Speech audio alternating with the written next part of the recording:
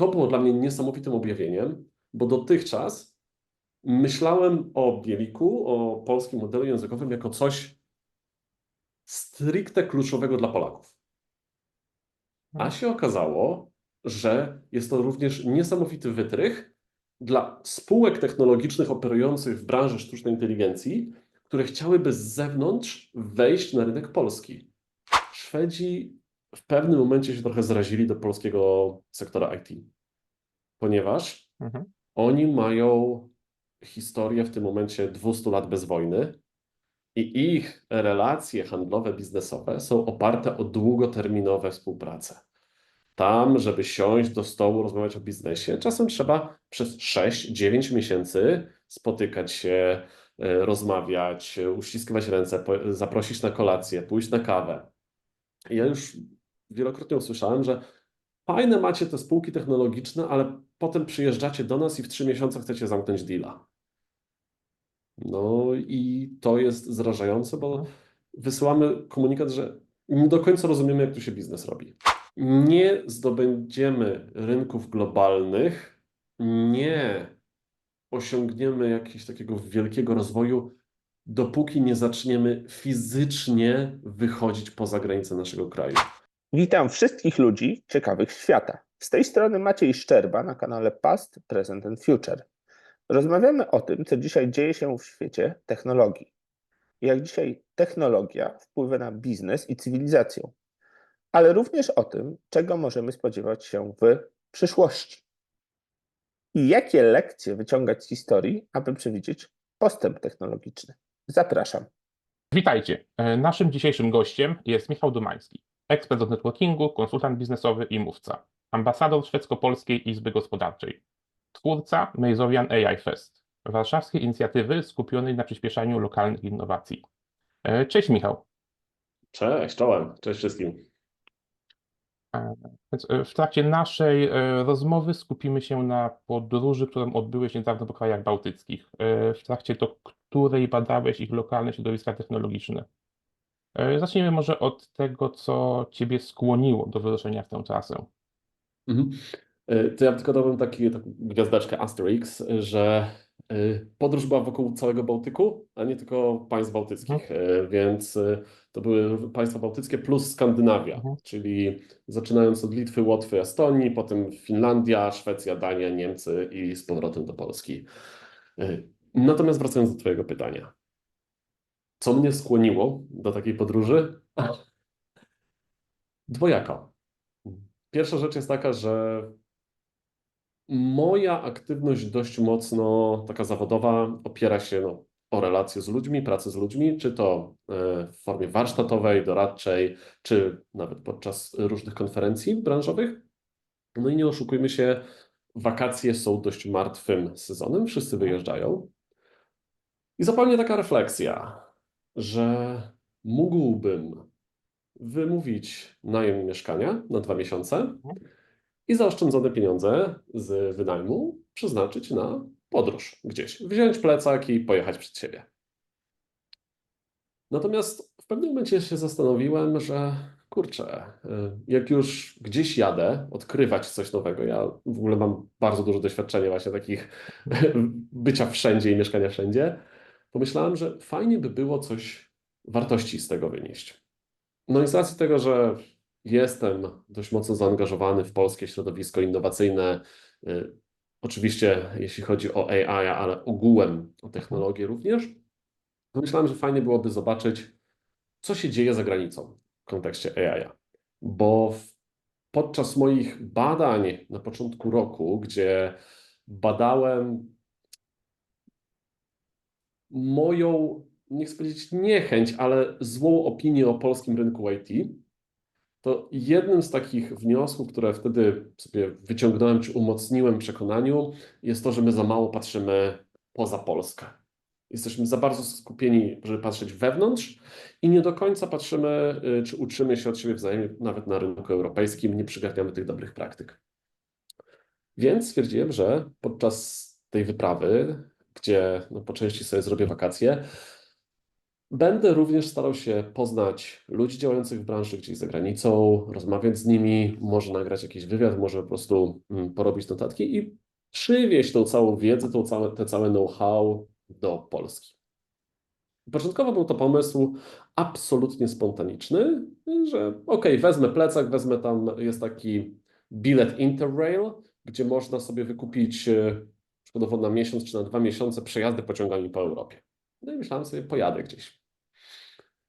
Natomiast pod koniec czerwca, kiedy organizowałem jeden z Mazowian AI Festów, wtedy to było o języku polskim w kontekście sztucznej inteligencji, na samo zakończenie konferencji, jako takie ogłoszenie parafialne, rzuciłem: słuchajcie, moi drodzy, na chwilę obecną będziemy robić wakacyjną przerwę z Mazowianami, bo biorę plecak, jadę gdzieś rozglądać się za AI-em.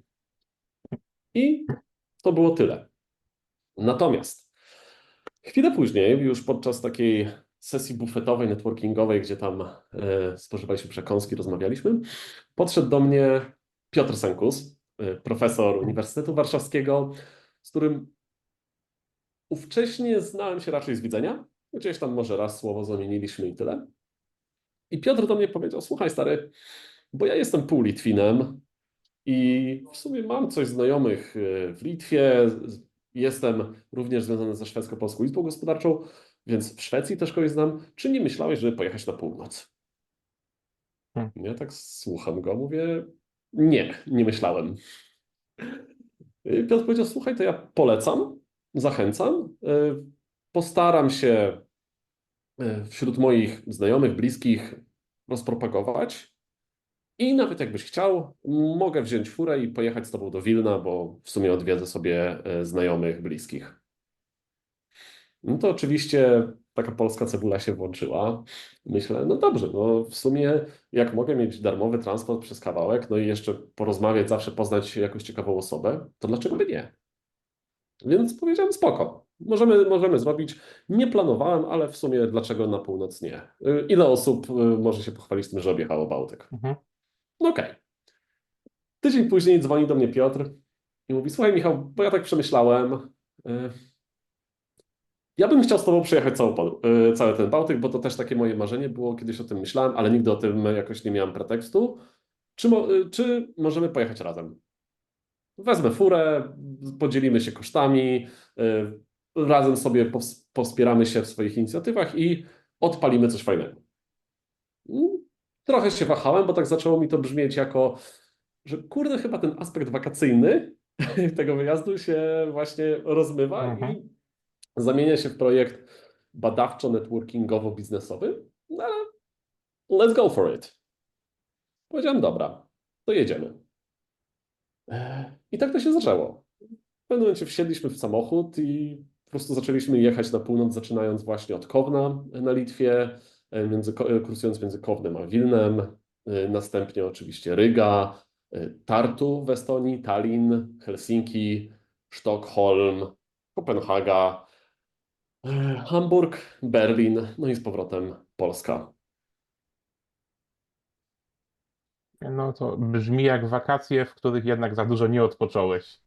Nie, zwłaszcza, że Piotr, jak wspomniałem, jako profesor Uniwersytetu Warszawskiego, w sumie już pierwszego czy drugiego dnia, jak właśnie zaczęliśmy się spotykać z osobami, które wcześniej gdzieś tam, czy na LinkedInie, czy na mailu udało mi się złapać, powiedzieć: hej, będę w regionie, spotkajmy się, porozmawiajmy o AI-u, to Piotr tak do mnie dość bezpośrednio powiedział: słuchaj Michał, bo ty tak dobrze gadasz z tymi ludźmi, fajne wnioski wyciągasz i mówisz, że chcesz przywieźć do Polski jak najwięcej, to słuchaj, ja będę twoim promotorem, a ty doktorat z tego napiszesz.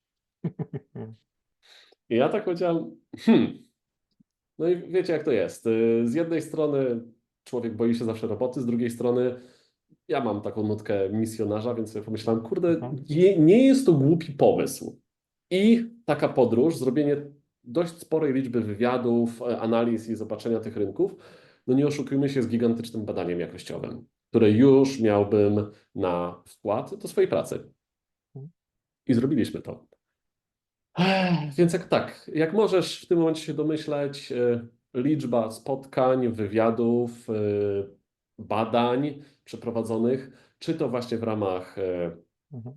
badań pod doktorat, czy też bardziej takich, można powiedzieć, lobbystycznych, ponieważ również jednym z moich planów było to, aby pokazać polską myśl technologiczną za granicą, więc jako taki początkowo samozwańczy, w tym momencie już trochę mniej ambasador Fundacji Spichlerz, czyli twórców polskiego LLM-a, i jeździliśmy właśnie zachwalając, prezentując możliwości polskiego środowiska AI-owego, polskiego modelu językowego, zarówno dla polityków, czyli na przykład w ambasadach Polski, czy na uniwersytetach, wśród różnych instytucji publicznych, dzieląc się wiedzą, know-how i mu wprost komunikując, że słuchajcie, takie rzeczy da się zrobić oddolnie, te inicjatywy społeczne są realne i jakbyście przykładowo w Litwie, w Łotwie chcieli zbudować swój własny model językowy, my z ramienia fundacji również możemy Was wesprzeć,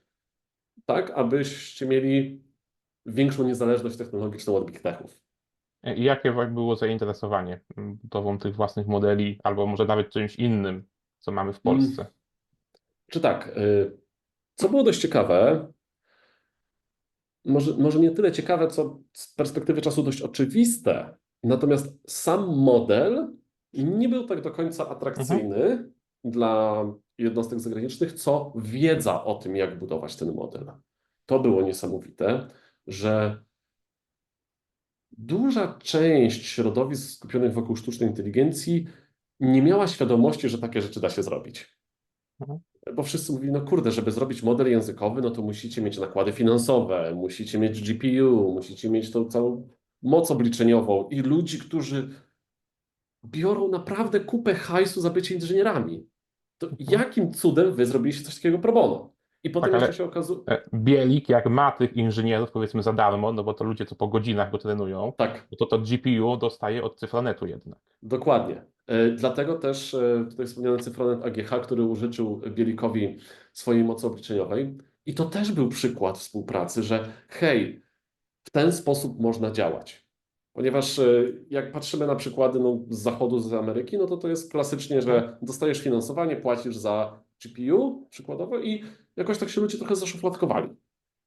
I to naprawdę otworzyło część osób, którzy powiedzieli wow, niestety czy stety, część tych społeczności ona jest po prostu za mała ze względu na liczbę populacji, ale właśnie sam fakt, że to zostało zrobione, jest Mhm. wiedza o tym i są jakieś fundamenty, na których można Mhm. budować, było niesamowicie potężne. Tak. Natomiast druga rzecz, która mnie dużo bardziej zaskoczyła, to jest moment, kiedy zacząłem rozmawiać z przedstawicielami startupów AI-owych, którzy wykorzystują przykładowo połączenie z czy to na przykład API GPT, czy z Claude'em, czy z jakimkolwiek innym modelem do operowania swojego startupu.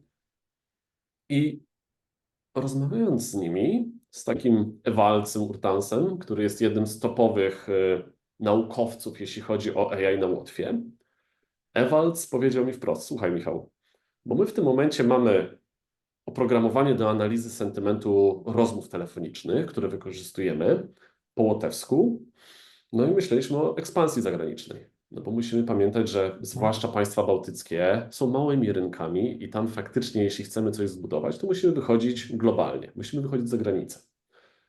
No i najłatwiejszym potencjalnie rozwiązaniem jest wzięcie gotowego, dużego modelu językowego, który świetnie się sprawuje po angielsku, no i wychodzić na Stany Zjednoczone, na Wielką Brytanię, no bo te modele wtedy się najlepiej do tego nadają. Ale z perspektywy takiej Łotwy, Polska też jest dużym rynkiem. My ogółem jesteśmy Mhm. dużym rynkiem i czasami o tym No tak. możemy zapominać, albo czasem się zamknąć. I Evans powiedział, kurde, mi jest dużo łatwiej przeprowadzić ekspansję na Polskę niż na Stany Zjednoczone. A dla nas to rynek jest wielki. Więc Mhm. potencjalnie, czy ja mógłbym zainstalować Bielika w swoim startupie, tak aby procesował polski język, polskie rozmowy, wykorzystując moją technologię i zrobić transkreację tak zwaną i otworzyć się na Polskę. Ja mówię, no jak najbardziej. Mhm. I to było dla mnie niesamowitym objawieniem, bo dotychczas myślałem o Bieliku, o polskim modelu językowym jako coś stricte kluczowego dla Polaków. A się okazało, że jest to również niesamowity wytrych dla spółek technologicznych operujących w branży sztucznej inteligencji, które chciałyby z zewnątrz wejść na rynek polski. No bo jak? Mhm. To jest najlepsza opcja w tym momencie, że pokazują, że hej, myślimy o tobie poważnie, rynku, jesteśmy świadomi tego, co się dzieje u was, więc chcemy grać na warunkach, jakie możemy. A do tego taki specjalizowany model polski no, mocno obniża im koszty operacyjne, Koszty kiedy operacyjne, operują. próg wejścia, tak. Bo jak Sebastian Kondracki ze Spichlerza często mówi, taki ChatGPT, no to jest Amerykanin, który idealnie mówi po angielsku. Ale memy kulturowe już są trochę inne. No i przykładowo przy takiej analizie sentymentu rozmów telefonicznych, nie oszukujmy się, że polski sarkazm jest trochę inny niż amerykański optymizm. Tak, no i ten poziom właśnie optymizmu polskiego może się plansować w przypadku amerykańskiego pesymizmu już mniej więcej. Tak, tak. Kiedyś był taki fenomenalny mem z wykresem Mhm. rozkładu normalnego, że tak wszystko do 70% realizacji wśród Amerykanów to jest good, 70-80 to jest great, a tam 90 to jest excellent. No. A w Polsce jest drugą stronę. Jak tam już teraz mogę to spalić, ale tak właśnie, że do Mhm. 70% to jest co to za śmieć, Mhm. 80, 90, no może to jest nawet sensowne, Tak, 90, 99, okej, da radę i tam dopiero te 100%, no to jest, no dobra, jest okej. tak. I to zrozumieć wcale to nie jest tak prosto. Nawet jako człowiek, kiedy się pracuje w takim Tak, środowisku wielokulturowym. dokładnie. Więc no to, no tak jak mówisz, zdecydowanie umożliwia także wchodzenie na polski rynek innym firmom w ten sposób. Czy powiedzieć trochę więcej teraz o Łotwie? A Mhm. mógłbyś się też podzielić swoimi obserwacjami i przemyśleniami z wizyt w innych krajach? Jedno takie, które jest dość ważne, aby nadmienić, to jest to, że basen Morza Bałtyckiego się integruje, ale nie biorąc pod uwagę Niemiec i Polski. Hmm. Niemcy, one mają własną strefę wpływów. Polska wydaje się, i to jest taka, ostatnio ja czytałem pewną książkę historyczną o relacjach politycznych Polski od X wieku, że nasz PR praktycznie nie istnieje jako narodu. I to jest dwojako. Z jednej strony są to kwestie kulturowe, że możemy tak nie do końca dbać o tym, co myślą o nas inni i można nazwać to ułańską fantazją albo nonszalancją. Druga kwestia jest taka, że rynek polski jest wystarczająco duży, aby komfortowo prowadzić biznes. Więc jak komfortowo prowadzimy biznes, no to nie skupiamy się na tym, żeby patrzeć szerzej. Więc patrząc na północ, dla nich Polska nie jest do końca interesująca. Chcieliby, ale tak nie do końca wiedzą nawet, co u nas Mhm. jest. Tak samo my. Jeśli chodzi o państwa bałtyckie czy Skandynawię, operujemy absolutnymi stereotypami.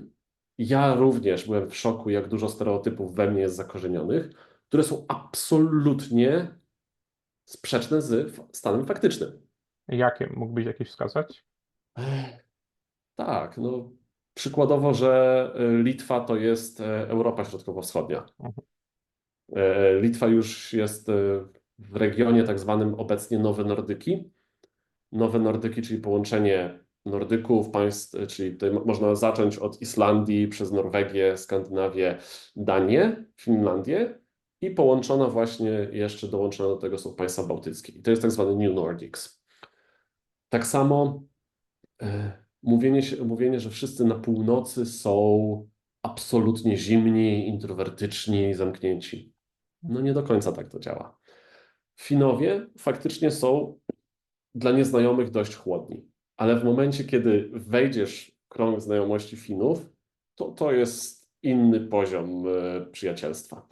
Szwedzi na przykład, oni są zdystansowani, ale można nazwać ich Amerykanami północy. Czyli każdy będzie dla ciebie miły, uśmiechnięty. Jak pojedziesz na przedmieścia szwedzkie, to będą ci machać hej sąsiedzie, hej, how are you i tak dalej. Oczywiście nie zaproszą cię do domu z marszu, ale będą mili. Na przykład też to jest, się śmiałem, jak usłyszałem, że Duńczycy to reprezentują taką historyczną kulturę handlową arabską. I taki jest mem integracji skandynawskiej, że Finowie to są ci, którzy wytwarzają, ulepszają istniejące rzeczy. Szwedzi, a tylko tacy high-techowi konsultanci wymyślają rozwiązania, które potem Finowie mogą budować, ale potem i tak przyjdzie Duńczyk, który zacznie to sprzedawać.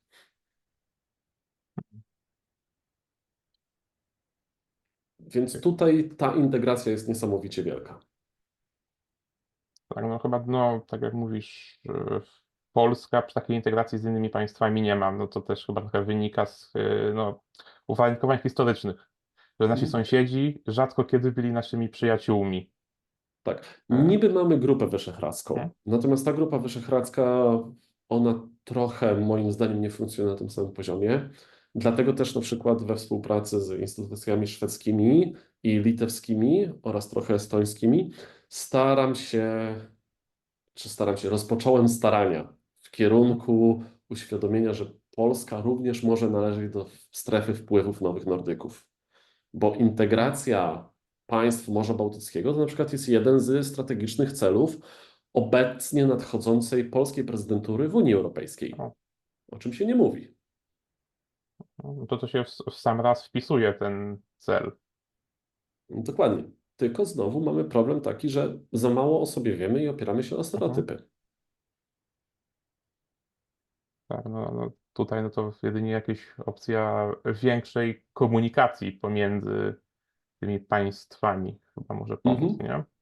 Tak, właśnie wyciąganie przykładów współprac, ale również edukacja, bo samo otwarcie się rynku czy zainteresowanie rynkiem to za mało. I to na przykład zauważyłem w Szwecji, no bo Szwecja, tak jeśli patrzymy na północ, no to jest najbardziej atrakcyjnym dla nas rynkiem. Szwedzi w pewnym momencie się trochę zrazili do polskiego sektora IT, ponieważ Mhm. oni mają historię w tym momencie 200 lat bez wojny i ich relacje handlowe, biznesowe są oparte o długoterminowe współprace. Tam, żeby siąść do stołu, rozmawiać o biznesie, czasem trzeba przez 6-9 miesięcy spotykać się, rozmawiać, uściskiwać ręce, zaprosić na kolację, pójść na kawę. I ja już wielokrotnie usłyszałem, że fajne macie te spółki technologiczne, ale potem przyjeżdżacie do nas i w 3 miesiące chcecie zamknąć deala. No i to jest zrażające, bo No, wysyłamy komunikat, że nie do końca rozumiemy, jak tu się biznes robi. I to się właśnie też wiąże z tymi stereotypami i naszymi pewnymi założeniami, które nie mają odzwierciedlenia w rzeczywistości. mhm. No, w Polsce to taki mamy raczej trend bardzo często, żeby od razu zamknąć deala. No typowo choćby jakieś, nie wiem, wiadomości czy maile na LinkedIn. Na zasadzie, czy rozważałeś aktualizację swojego stosu technologicznego? Jako pierwsza wiadomość. No to No to dziękuję, skreślamy. tak. No ja nie odpowiadam na takie też. Tak. Dobrze. No. To może przejdźmy dalej do twojej podróży. Co jeszcze tam Mhm. zobaczyłeś ciekawego? Jedną rzeczą, która uważam jest dość ważna do zaadresowania i o czym u nas się nie mówi za dużo. I to mnie boli. Hmm? Mianowicie mamy kolejną, można powiedzieć, rewolucję technologiczną. Mhm.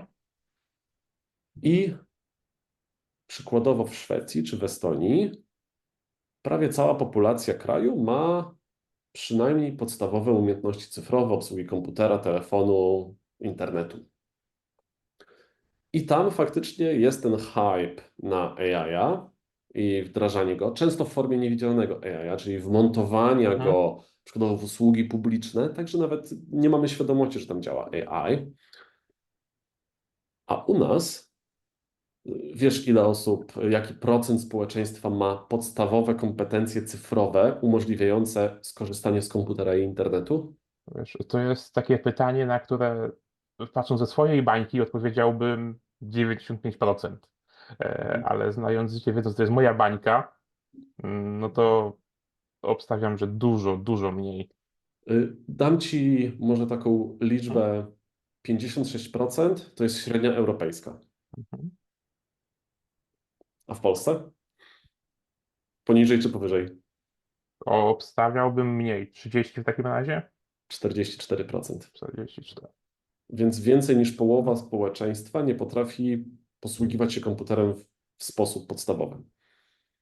I tu bardzo dużo leży jednak edukacji społeczeństwa, zanim my w ogóle będziemy mogli przejść transformację cyfrową jako społeczeństwo. Jest to problem wielki, który trzeba przeskoczyć jakoś, którego nie można przeskoczyć. Trzeba pokonać, bo nie da rady go przeskoczyć. Znaczy w jakim stopniu to też się będzie zmieniało pokoleniowo. Mhm. No, tylko my chyba nie możemy tyle czekać. Dokładnie. Dokładnie. No i właśnie, zmiany pokoleniowe i edukacja. Mhm. Ja bym tak zrobił lekkie przejście właśnie w stronę edukacji. Jedna rzecz, która mnie, nie chcę powiedzieć, że zachwyciła, ale absolutnie uważam za konieczność w obecnej rzeczywistości, to jest większy szacunek do nauki i większa integracja biznesu z nauką. Bo na północy robienie doktoratu z nauk ścisłych jest czymś dość, nie chcę powiedzieć oczywistym, ale powszechnym. Faktycznie osoby siedzące w nauce następnie są wyciągane, czy współpracują z biznesem nad tworzeniem innowacji, nad tworzeniem rozwiązań. I nie jest to trochę tak jak u nas postrzegane, że doktorat to jest coś, co się robi dla pana Berry i potem 4 lata się siedzi na uczelni, może dostaniemy. Nie, tam faktycznie jest duży nacisk na rozwój kompetencji naukowych, które można potem przetłumaczyć na biznes. W tym, moim zdaniem, bardzo ciekawym przykładem jest na przykład Finlandia, gdzie w Finlandii masz bodajże tylko 3 uniwersytety, które zajmują się nauką, czyli rozwojem takich badań podstawowych, Mhm. badań, które nie przekładają się stricte na rzeczywistość taką codzienną, a reszta to jest tak zwany applied science, czyli nauki stosowane. Co to oznacza w rzeczywistości? W rzeczywistości oznacza to, że każdy student robiący czy to licencjat, czy to doktorat, czy to magisterkę, jakikolwiek dyplom, ta praca dyplomowa nie może być nauką dla nauki. Nie może być czymś takim, co zrobi, żeby dla zaliczenia. Wszystko musi być aplikowalne w rzeczywistości. I tak przykładowo młodzież fińska najczęściej mieszka poza domem i pracuje już w trakcie studiów, więc najczęstszą zasadą jest taką, że hej studencie, weź jakiś proces w swojej firmie i go usprawnij. Weź jakiś problem, z którym twoja firma się toczy, usprawnij.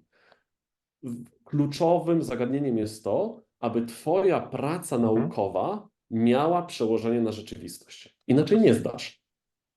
W Polsce też mam wrażenie, że powoli w tym kierunku zaczyna kiełkować, no bo też Mhm. już studenci z IT i kierunków zbliżonych to pracują prawie zawsze. Chociaż jeszcze nie kojarzę, żeby się zbyt często zdarzało, że robią coś bezpośrednio, jakieś ich prace dyplomowe dotyczą bezpośrednio miejsca ich pracy. Często jest jednak trochę bardziej abstrakcyjną Mhm. pracą dyplomową, żeby stworzyć tą pracę dyplomową i dostać stopień zawodowy. Mhm. No ale też mamy te doktoraty wdrożeniowe, Które nie które działają w już, Polsce. no tak, ale w teorii powinny właśnie być dokładnie czymś takim, że ktoś Mhm. wchodzi do firmy i robi badania właśnie w kierunku dokładnie tego, Tak. czego ta firma potrzebuje. Nie? No to sobie No, wyobraź, że cały system edukacji wyższej jest tak. oparty o dyplomy wdrożeniowe. No to wtedy mamy zupełnie inne podejście i zupełnie większy, czy nieporównywalny poziom wdrożeń nauki w biznesie. Mhm. Tak, no zapewne słyszałeś, największa akwizycja spółki od czasów DeepMinda w 2012, który został zakupiony przez Google. Silo AI to jest Mhm. prywatne laboratorium R&D, właśnie specjalizujące się w AI-u, Mhm. które zostało kupione za bagatela, żebym nie skłamał, $665 milionów. No, Oni na swoim pokładzie mają więcej doktorów nauk ścisłych w tym momencie, niż Polska wyprodukowała przez wiele ostatnich lat. Nie mówiąc o reszcie zespołu. Mhm. No, znaczy to też do tego, jak Polska wyprodukowała ilu doktorów nauk ścisłych, no to też często się pojawia ta kwestia, no, czy opłaca się robić doktorat. No bo w Polsce no, robienie doktoratu to jest bardzo często klepanie biedy. Tak, tak. A jak Ja ci... pracujesz równolegle i robisz doktorat, Mhm. no to często jednak tego doktoratu nie zrobisz, no bo nie masz aż tyle czasu, żeby się nim zająć. No dokładnie. Tego No. przykładem jest na przykład niżej podpisany. Ja w tym momencie występuję jako naukowiec z wolnej stopy, więc sam sobie Mhm. finansuję doktorat. Natomiast tak, jakbym miał jako pracownik naukowy robić doktorat, nie zrobiłbym go w Polsce. Nie mam możliwości, żebym na to się rzucił. Tak. No ja też bardziej teraz widzę, że w końcu ten doktorat zrobię. Trochę chyba Mhm. właśnie, tak jak wspomniałeś, z fanaberii i próżności. W zasadzie, że znajdę temat, który na tyle zainteresuje, że zrobię kilka publikacji i się obronię eksternistycznie. Mhm. No dokładnie. No, więc tak, ta nauka jest na pewno działająca. Kolejną rzeczą, Mhm. trochę powiązaną, jak już mówimy o współpracy nauki z biznesem, jest również udział sektora publicznego. I Mhm. takim bardzo krzepiącym przykładem, jaki widziałem w Tartu, to jest Mhm. drugie największe miasto Estonii. Takie miasto akademickie, tam 15% populacji Mhm. to studenci. I ogółem traktuje się Tartu jako inkubator startupów, że pomysły powstają w Tartu, pierwsze Mhm. kroki zaczyna się w Tartu, a następnie wyjeżdża się do Talina jako Tallinn już jako akcelerator i brama na rynek światowy. I w Tartu Boże, nie rząd, urząd miejski, urząd miasta, nazwać tak, już mi jakieś słowo brakuje, organizuje okrągłe stoły. Regularne spotkania przedstawicieli uniwersytetów, środowisk naukowych, startupów, dużych biznesów oraz administracji publicznej, aby razem rozmawiać, kto czego potrzebuje, kto co ma do zaoferowania, kto ma jakie wyzwania i szukania powiązań między sobą, kto co komu może jak pomóc. I wtedy przychodzi biznes Mhm. duży, na przykład jakiś, nie wiem, no, Pipedrive. To jest tam oprogramowanie CRM, Mhm. które właśnie jest pochodzące ze Estonii. I mówi, zakładam, nie wiem, wymyślam w tym momencie, mamy problem z optymalizacją utrzymania serwerów. No i wtedy przykładowo ktoś z Uniwersytetu w Tartu może powiedzieć, OK, Mhm. to ja zadam swoim studentom projekt badawczy, czy tam swoim laboratorium, żeby zobaczyć, czy da się to zoptymalizować. Nie kojarzę, żeby coś takiego działo gdziekolwiek w Polsce. Też nie kojarzę. Między innymi dlatego też staram się robić te w Warszawie Mhm. Mazowian AI Fest, gdzie ściągam zarówno z jednej i z drugiej strony ludzi. Ale tak, to jest u nas ciężkie. I byłem w szoku, jak dużo takich rozmów się toczy. Właśnie tam na Mhm. północy. Tak, no bo wtedy to też jest w sumie najprostszy sposób na połączenie potrzeb i możliwości, żeby Mhm. ci ludzie się zetknęli ze sobą i to zrobili po prostu. Dokładnie. No, No, natomiast tak jeszcze mówiąc może o przestrodze, jaką można mhm. wyciągnąć, wracając trochę do Litwy, bo o Mhm. ile Litwa jest, ja uważam, już właśnie skierowana bardziej na północ i ona się robi skandynawska, jest małym rynkiem, który definiuje to, że oni muszą iść, rozwijając spółki Mhm. globalnie, natomiast to ma pewne podobieństwo do Polski i można powiedzieć, że może przedstawić pewne zjawiska w mniejszej skali. I tak jak powiedzieliśmy, mała gospodarka definiuje, że biznes musi wychodzić na zewnątrz, na rynki globalne. Musi wykorzystywać nowe technologie i musi rozwijać się na zewnątrz. I Litwini są w tym bardzo dobrzy. W tworzeniu produktów, no bo nie mogli wykorzystać takiej przewagi, jak Polska miała, czyli dużego wolumenu ludzi, których można było na przykład w modelu body leasing czy outsource wypożyczać na zachód, oni musieli budować produkty. Więc się produkowało produkty digitalowe i sprzedawało na zachód. I teraz mamy AI, wszyscy wdrażają AI i przyspieszamy ten rozwój technologiczny spółek globalnych. Natomiast nawet tam lokalnie zaczęto zapominać, że istnieją spółki, które są na rynku litewskim na przykład od 20 lat, które są od 30 lat, które są 100% litewskie, gdzie dokumentacja cała jest po litewsku, ludzie często nawet po angielsku nie gadają. I zaczyna nam się wytwarzać gospodarka dwóch prędkości. Czyli mamy te nowe, współczesne spółki, które idą globalnie, wykorzystują AI, żeby jeszcze bardziej podkręcać swoje operacje. Oraz jest ta część tradycyjnych biznesów, które jednak w swoim takim, też w swojej bańce trochę, działają w oparciu o to, co mają i nie bardzo jest jak im przeskoczyć tą barierę wejścia, czy nadgonić do tych spółek globalnych, bo wszyscy skupiają się na dalszym rozwoju tych spółek globalnych. I tak- dobrze rozumiem, że nawet te produkty dostarczane przez te spółki działające globalnie są nieużywalne przez te firmy tradycjami, w sensie ze względu Bardzo, choćby na barierę językową. na przykład, przykładowo, wiesz, jak załóżmy najprostszy przykład, wykorzystujesz jakiegoś tam czata GPT w swoich działaniach. I spółki teraz, dobra, wdrażamy Copilota, czata GPT enterprise'owego i nasi pracownicy korzystają z tego. No tak, ale tak samo jak u nas mamy przykładowo jakieś firmy, która zajmuje się rozwozem butli z gazem, totalnie w tym momencie już szyje, która od 20 lat działa na zeszycie. I nie ma ani systemowego, ani nawet firmowego rozwiązania, jak te osoby doedukować i zrobić im upskilling. Bo w Polsce masz na przykład warsztaty, zainteresowania szkoleniowców, jakieś programy, które podciągają osoby z kompetencji, no ale tam jest jednak mniejszy rynek i to się nie do końca opłaca stawiać biznes, który będzie się skupiał na edukacji Litwinów powiedzmy z długu technologicznego.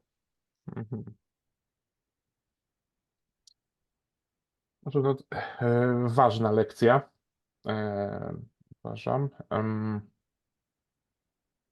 No szczególnie, że u nas też mamy ten dług technologiczny do, może nie spłacenia, ale tak jak ująłeś, do edukowania. Tak, tylko że właśnie u nas jest taka zaleta, że potencjalnie da się z tego zrobić biznes, z którego wyżyjesz. No tak, no bo jest większa populacja, tak jak wspomniałeś, no, jest miejsce, pole do działania, no i także choćby też fundusze publiczne większe, które mogą na to pozwolić. Okay. Czy masz jeszcze jakieś inne obserwacje, którymi się warto podzielić ze swojej podróży? Jednym fajnym rozwiązaniem, znaczy tak, może nie rozwiązaniem, zastosowaniem sztucznej inteligencji. Bo z mojej perspektywy faktycznie część osób jakby skupia się na części generatywnej sztucznej inteligencji, patrząc to jako chatboty, jakieś interfejsy, z którymi wchodzimy w interakcję. A co ciekawe, to już przykładowo głównie państwa skandynawskie, one bardziej kierują się w stronę tak zwanego niewidzialnego AI, czyli wykorzystywania algorytmów, czy to deterministycznych, czyli klasyczne algorytmy, czy niedeterministycznych, jak współczesne modele językowe sztucznej inteligencji, do optymalizacji usług publicznych. I to nie ma nic do czynienia z chatbotami, z interfejsami, tylko przykładowo. Dam Ci dwa przykłady fajne. Jak możemy się domyślić, w Szwecji jest mniej słońca niż u nas. Tam ludzie śmieją, że szwedzkie lato trwa tam 2 miesiące, wtedy wszyscy jadą na urlop, a przez resztę 8 miesięcy jest ciemno. I tam zaczęto wprowadzać lampy uliczne, oświetlenie miejskie, które jest podpięte pod kamery wizyjne, jeśli chodzi o czystość nieba, o warunki pogodowe i dostosowuje poziom naświetlenia i jasność tego oświetlenia do warunków pogodowych. Że przykładowo jak mamy białe noce w trakcie lata, to te latarnie nie muszą tak mocno świecić jak podczas grudniowej nocy. Więc dynamiczne dostosowywanie oświetlenia. Czy też oczywiście zarządzanie w czasie rzeczywistym częstotliwością zmian światła z czerwonego na zielone, sygnalizacji, tego słowa mi brakowało, że kamery miejskie, co tak samo u nas mogłoby być, że mamy już ten street view, że kamery ustawione miejskie i patrzy, ok, tu mamy przykładowo jakiś duży ruch samochodowy, tutaj nie ma, więc optymalizujemy tak, aby było jak najmniej przestojów w ruchu samochodowym. Innym ciekawym zastosowaniem jest to, że Kopenhaga zrezygnowała z sortowania śmieci. Dlaczego? Tak dużo ludzie sortują już tych śmieci, że nie ma konieczności sortować? Nie. Nie ma czegoś takiego jak u nas znane przypadki, że mamy kubeł na plastik, na szkło i tak dalej. Tam wszystko wyrzuca się do jednego pudła. I czy to w domu, czy to w restauracjach, wszędzie. Są jedne kosze na wszystko. No ale dlaczego? Ponieważ mają w środku Kopenhagi postawiony zakład utylizacji odpadów, który nawet nie śmierdzi, bo jest tak dobrze zrobiony, gdzie wszystko leci po prostu ciurkiem i to już mechanika plus algorytmy są odpowiedzialne za sortowanie śmieci już w samej placówce. Te wszystkie śmieci są rozdrabniane. Część da się odseparować na przykład poprzez filtrację wodną, bo część drobinek będzie się unosić, część będzie opadać, ale następnie na taśmie algorytmy computer vision wypatrują i segregują co, gdzie idzie, jak i jest rozponowywane. I się okazuje, że no kurczę, możemy zrezygnować z dość dużego obciążenia, bo w tym momencie się przyzwyczailiśmy, ale patrząc w skali, dużo łatwiej jest posegregować w ten sposób, niż wierzyć, że każdy obywatel będzie sumiennie segregował. Tak, no i plus jeszcze w ten sposób unika się tych różnych błędów, że nawet często się nie wiadomo, co do którego kosza powinno pójść. Typu papier woskowany, nie? To nie jest papier. Okej.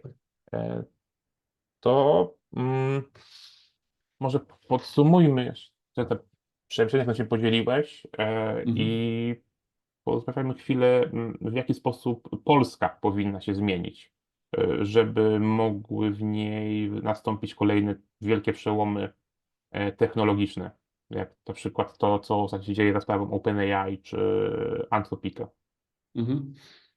Z mojej perspektywy czymś, co naprawdę mogłoby popchać nas bardzo daleko, to jest otworzenie się na współpracę między środowiskiem akademickim a biznesem. A są bariery po obu stronach. Jest, nie wiem, czy to jest kwestia ego, czy memów kulturowych, czy po prostu systemu. Natomiast współpraca akademicko-biznesowa naprawdę może wygenerować niesamowite duże postępy technologiczne, może wygenerować korzyści finansowe i nawet ciekawostka, teraz za 2 tygodnie będę organizował konferencję właśnie w tym temacie, gdzie będziemy pokazywać komercyjne sukcesy, gdzie naukowcy razem z biznesem tworzą coś absolutnie poza jednostkami publicznymi, tylko faktycznie już na rynku tworzą innowacje. Bo to, co powiedziałeś, OpenAI na przykład, to jest w pewnym stopniu laboratorium badawcze, ale biznesowe. To nie jest instytucja publiczna, tylko to jest instytucja naukowa, która współpracuje z biznesem. Tak samo wspomniane Silo AI, czyli największa akwizycja od czasów DeepMinda kupionego przez Google'a, to też jest ośrodek badawczy współpracujący z biznesem. I z tego właśnie robiąc kompetencje. Ostatnio usłyszałem taką anegdotę, jak jeden student założył firmę produkującą śruby, ponieważ przedstawiciel Maerska, czyli jednej z największych firm logistycznych na świecie, akurat był na pewnej politechnice w Polsce I powiedzieli, że mają problem, bo 1 na 2000 czy do 20 000 śrub z kontenerów się wykręca. I trzeba potem ją dokręcać. No i wiadomo, przy skali Maerska to jest duży problem, bo czasami są jakieś wypadki, jakieś problemy, no i trzeba poświęcić czas, żeby sprawdzić. I pamiętam, że chłopak wtedy zaproponował wykorzystanie czy jakiegoś kompozytu, czy jakiegoś pokrycia tych śrub czymś specjalnym. No i nie ma co oszukiwać, że Maersk to ozłocił go za to. Takie są przykłady, tylko właśnie trzeba być świadomym i otwartym na to, że ludzie robią tą naukę, żeby świat był lepszy, a nie właśnie po to, żeby to robić do szuflady. Tak, znaczy to, że ktoś ma, czyli innymi słowy, to, że ktoś, kto ma rozwiązanie, albo jest w stanie stworzyć rozwiązanie, musi wiedzieć, że ktoś ma dany problem w ogóle. Mhm, No, dokładnie. wtedy dopiero ten problem można rozwiązać. I druga Ja rzecz, tutaj którą bym jeszcze powiedział, tak? może tutaj jedną rzecz dodam, bo powiedziałeś, że Dobra. za 2 tygodnie. Najprawdopodobniej ten podcast pojawi się 11 października, Okej. więc, a ty mówisz o 17 października. Tak. Tak, notatka dla słuchaczy tego podcastu. Jasne, jasne. To ważne, dziękuję. Tak. Tak. Kolejna rzecz, którą uważam, że powinniśmy bardziej akcentować, to jednak skupić się trochę na lobbingu i PR-ze, bo w tym jesteśmy słabi. Mhm. I to trochę też kwestia tego, że no Polska jest wystarczająco dużym rynkiem, że czasami na to nie patrzymy, żeby wychodzić na zewnątrz. Też jest właśnie kwestia może takiego życia w tych stereotypach, co w długim okresie nas będzie jednak gryzło. Mhm. I nie mogę tam, wiadomo, że nie mogę we wszystkie detale wejść, ale instytucje europejskie i różne, czy to publiczne, czy to środowiska biznesowe, czy naukowe, są wszechobecne w Europie, robiąc swój Mhm. własny lobbying i budując mosty. Oficjalne, nieoficjalne, ale te mosty powstają. I my Mhm. tych mostów więcej powinniśmy budować też. Mhm. I uważasz, że to najbardziej powinien w tym uczestniczyć organizacje niepubliczne, rząd? Szczerze mówiąc, w tym momencie ja wezmę Mhm. wszystko, co mi dacie. Więc jeśli instytucja publiczna chce robić mosty, super, idziemy w to. Jeśli fundacje non-profit, okej. Uniwersytety, biznesy, my potrzebujemy czegokolwiek w tym momencie. Wiadomo, jaki klimat polityczny mamy, taki mamy, więc jednak jest taka łyżka dziegciu, że bycie związanym gdzieś tam z tym środowiskiem politycznym może nas gryźć. Mhm. Ja staram się określić jako technokrata po prostu, że niezwiązany raczej po prostu w innych rzeczywistościach operujemy. Więc dla mnie najważniejsze jest to, aby te powiązania były niezależne od utarczek politycznych, od sinusoidy fanaberii polityków, tylko żeby one były osadzone w rzeczywistości bardziej rynkowej, w takiej, która nie będzie możliwa do zachwiania jedną ustawą albo Mhm. jakimś konkursem. Tak.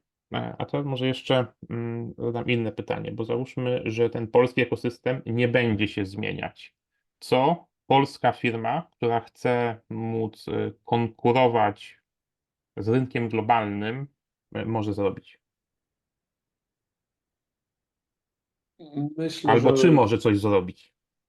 jasne, może zrobić to, co każdy inny mały rynek albo mniej znaczący Mhm. rynek, od zerowego dnia swojej działalności myśleć o działalności globalnej i próbować wchodzić w partnerstwa globalne, a nie patrzeć jedynie na rynek lokalny. Bo tutaj z jednej strony kwestia klientów czy inwestorów.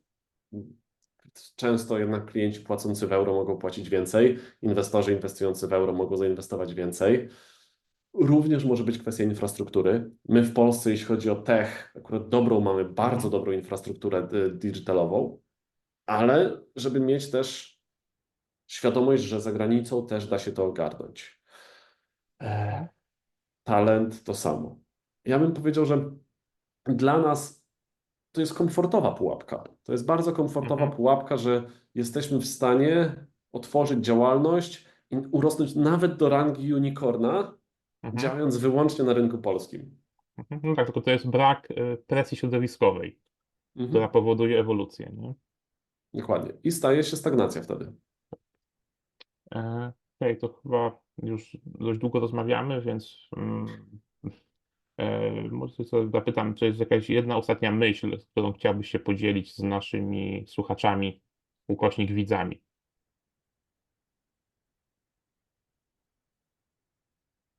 Mi bliskie na serce obecnie jest to budowanie mostów, więc nie zdobędziemy rynków globalnych, nie osiągniemy jakiegoś takiego wielkiego rozwoju, dopóki nie zaczniemy fizycznie wychodzić poza granice naszego kraju. Nie osiągniemy poziomu wiedzy i doświadczenia i znajomości pewnych mechanizmów jedynie poprzez wideokole, jedynie poprzez czytanie artykułów.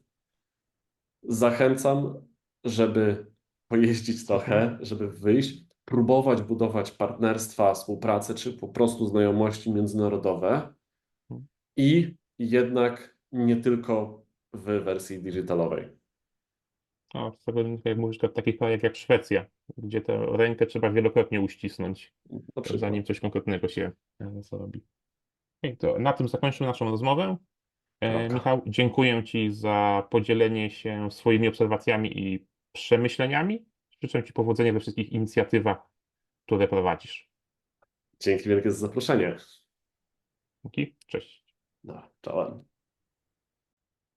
Kanał Past, Present and Future. Jeżeli podobało Ci się nagranie, prosimy o łapki w górę i subskrypcję. Pozdrawiam.